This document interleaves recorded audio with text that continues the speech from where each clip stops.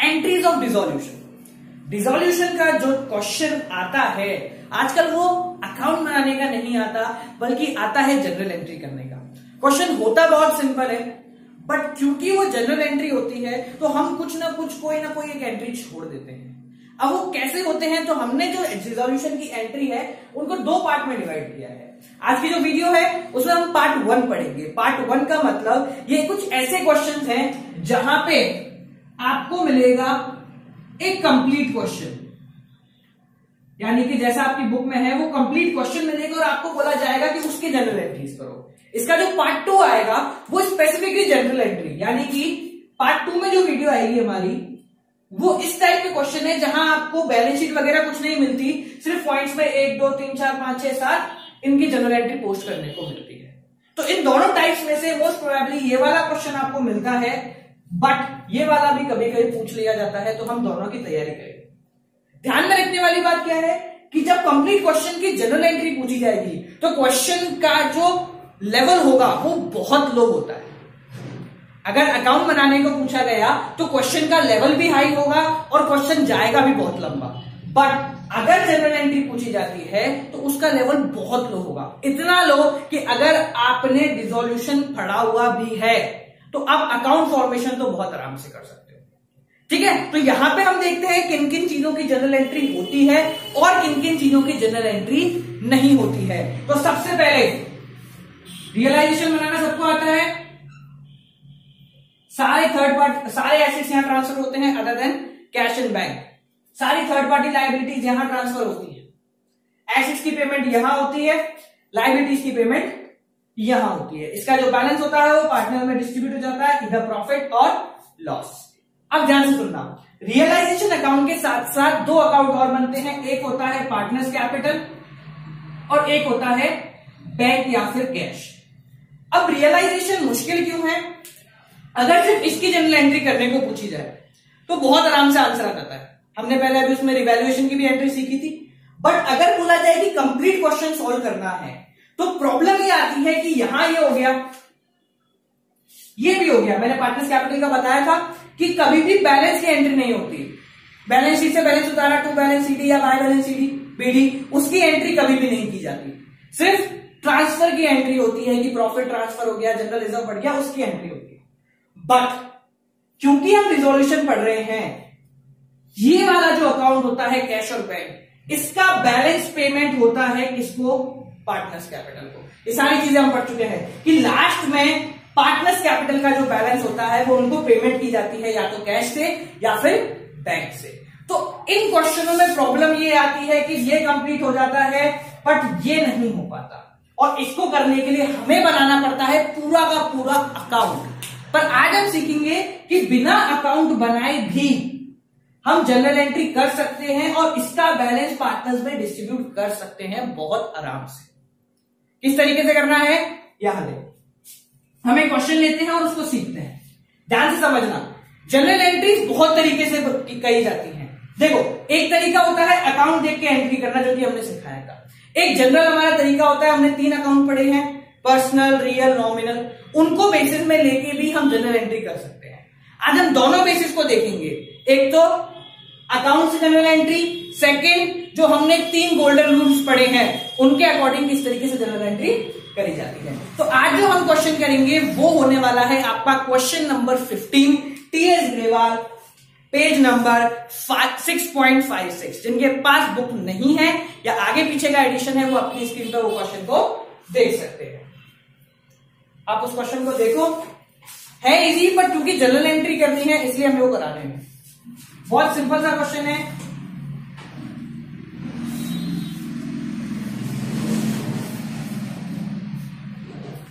देख, पहले हम क्वेश्चन पूरा पढ़ेंगे, क्या क्या करना है। अगर कोई रिजर्व आता है तो उसको बांट दो, साथ साथ अगर कोई ऐसा बैलेंस है जो कि पार्टनर में बंटना है या फिर कोई और, तो हम उसको टिक कर लेते हैं।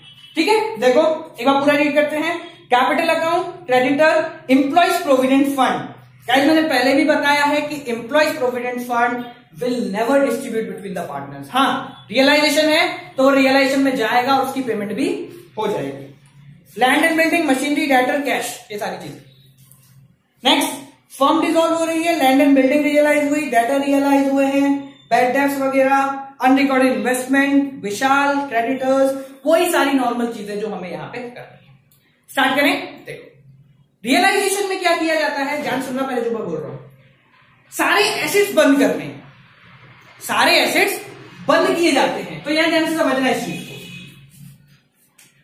ये हमारा रियलाइजेशन है। जब एसेट्स बंद किए जाते हैं तो वो किस तरफ लिखे जाते हैं, टू साइड। किस तरफ लिखे जाते हैं, टू साइड। इसका रीजन सिंपल है, मैंने पहले भी वीडियो में रीजन बताया है।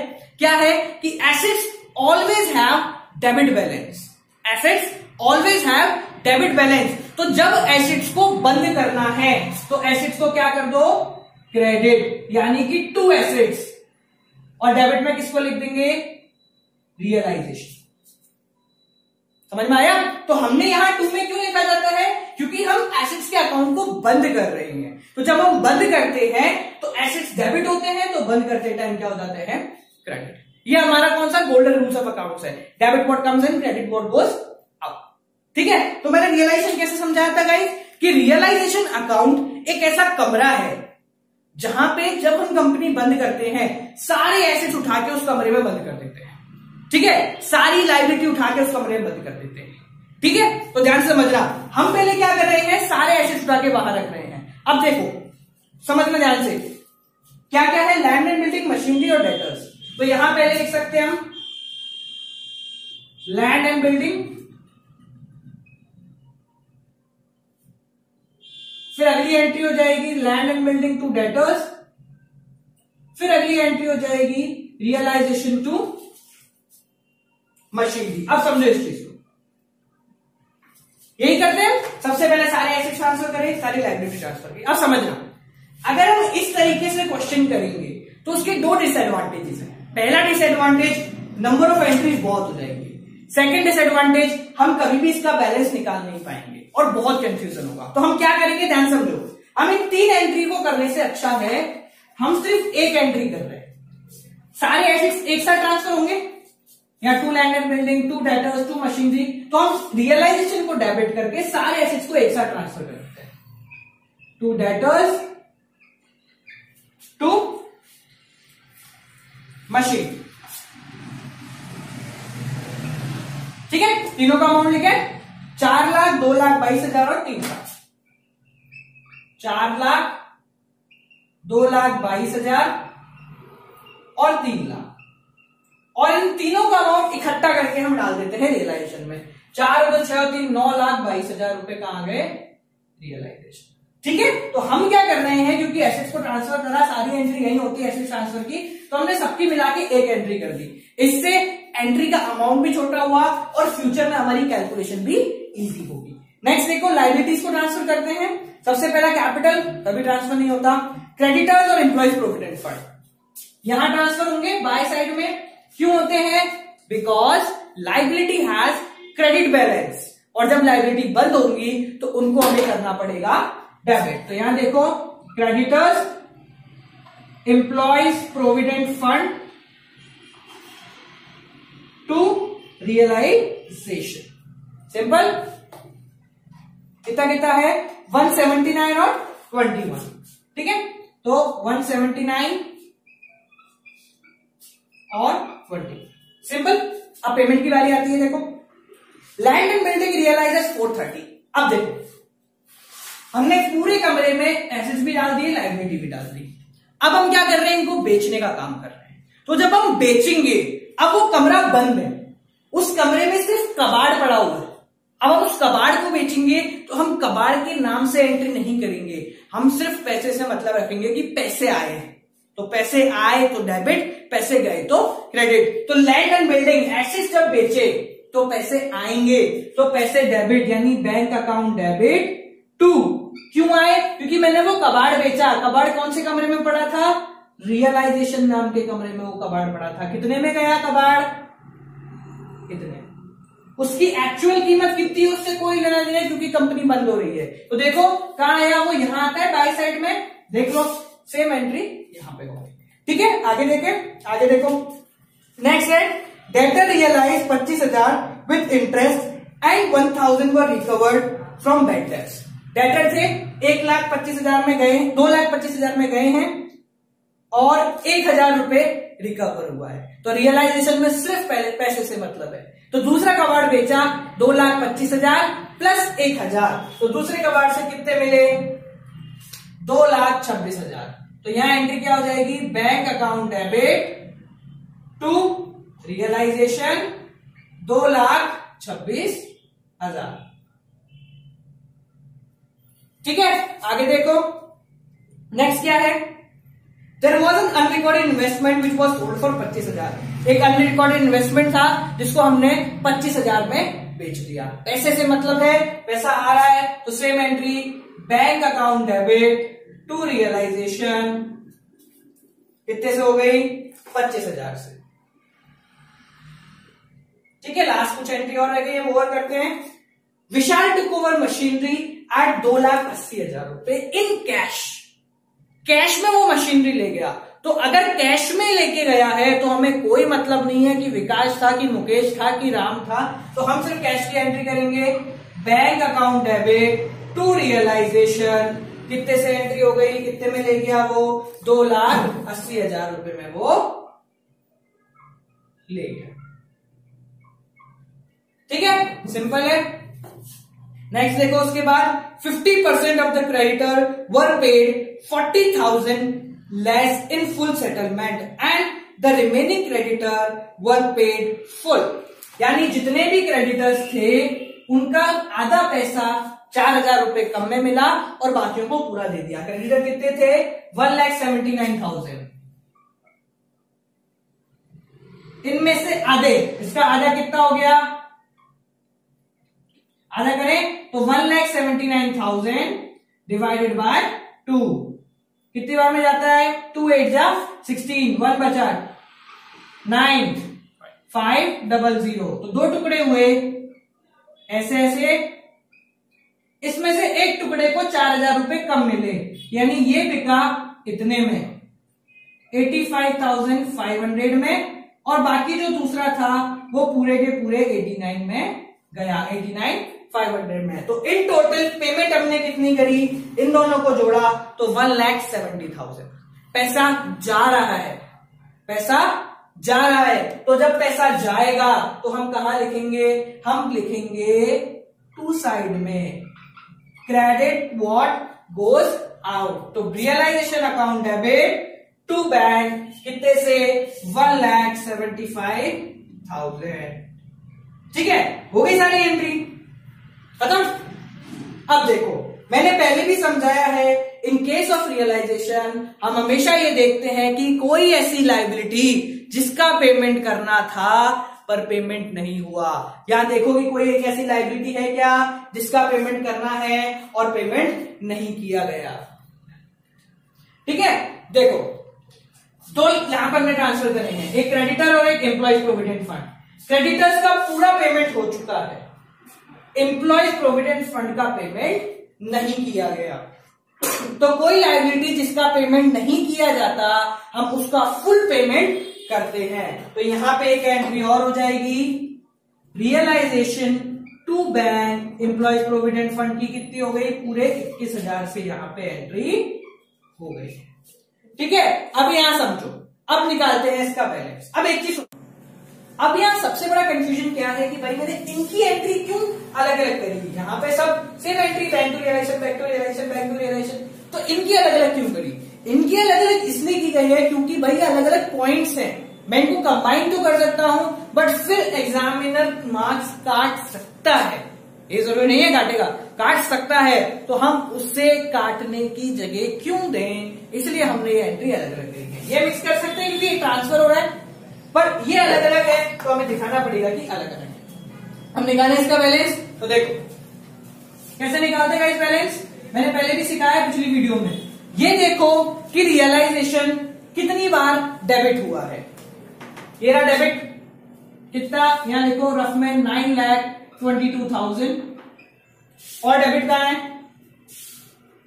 ये रहा 175 और एक डेबिट 21, 175 और 21। ठीक है, ये 3 बार डेबिट हुआ है, जोड़ के देखें 8, 9 और 11, तो 11,18,000 रुपए से रियलाइजेशन डेबिट पड़ा हुआ है। क्रेडिट देखिए कितनी बार पड़ा हुआ है, इन दोनों का टोटल है 2 लाख रुपए।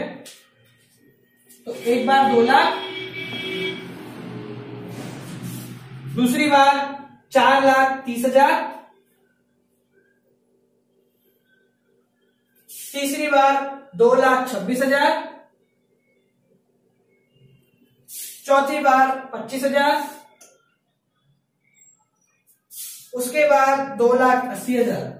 5 बार हमारा रियलाइजेशन क्रेडिट हुआ है, ये हमने लिख दिया। दोनों सबको जोड़ लेते हैं, तो 0 0 0, 6 और 5 11, हासिल का 1, 5 6 7, 7 और 8 15 और 1 16, हासिल का 1, 4 2 6 2 8 और 10 और 1 11। तो 11,61,000 से ये हुआ है भाई क्रेडिट। ज्यादा कौन है? क्रेडिट वाला। कितना ज्यादा है चेक करें।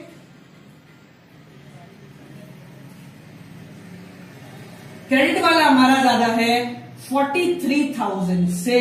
कितना इससे ज्यादा है? 43,000 से। कहां ज्यादा पड़ा हुआ है? क्रेडिट में। कहां ज्यादा पड़ा हुआ है? क्रेडिट में। हम बैलेंस निकाल रहे हैं, so while we calculate balance, हम क्या करेंगे, इस 43,000 से कर देंगे डेबिट। क्या कर देंगे? डेबिट। हो गया बैलेंस बराबर, बिना करे आ गया बैलेंस। कितना है? डेबिट आ रहा है 43 से, तो रियलाइजेशन हुआ डेबिट टू पार्टनर्स कैपिटल। कौन कौन है भैया? 2 पार्टनर है हमारे, अंचल और विचल। तो हम ए और बी लिख देते हैं। बोर्ड में ऐसा नहीं करना, आपको पूरा लिखना है, नंबर काटने की जगह मत दो। कितना है? 43,000। ठीक है, आगे देखें। अब देखो 43,000 डिस्ट्रीब्यूट करते हैं, इन लोगों का रेशियो दे रखा है 3:5। तो 43,000 पॉइंट में आने की पूरी संभावना है 3/8। तो डिवाइड करें, कितनी बार में जाएगा? 4 की 40, 5 बार, बचा 3।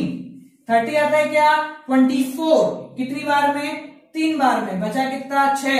60 आता है क्या? 56 आता है। 56 कितनी बार में आता है? 7 टाइम। बचा कितना? 4। 40 आता है 5 बार में। ठीक है, तो पॉइंट में नहीं आया। कितना आ गया ये? 5 2 1 और 6, 16,125 रुपए भैया इसको मिल जाएंगे। ठीक है, और इसको जब हमने 5 से मल्टीप्लाई किया, 5 यहां लिख देते, चलो नीचे, इंटू 5 करा तो 5 5 का 25, बचा 2, 35 37, 3 15 और 3 18 का 8, हासिल का 1, 25 और 1 26, 26,875 रुपए इस भाई के खाते में जुड़ गए। सिंपल था, लंबा था पर सिंपल था। अब समझो, हमें क्या लगता है कि यहां एंट्रियां खत्म हो गई, पर अभी एक एंट्री बाकी है। कौन सी वाली बाकी है? वो एंट्री बाकी है हमारी इन लोगों को पेमेंट करने की। एडमिशन में पेमेंट नहीं होता, रिटायरमेंट में पेमेंट नहीं होता, बाकी होगा।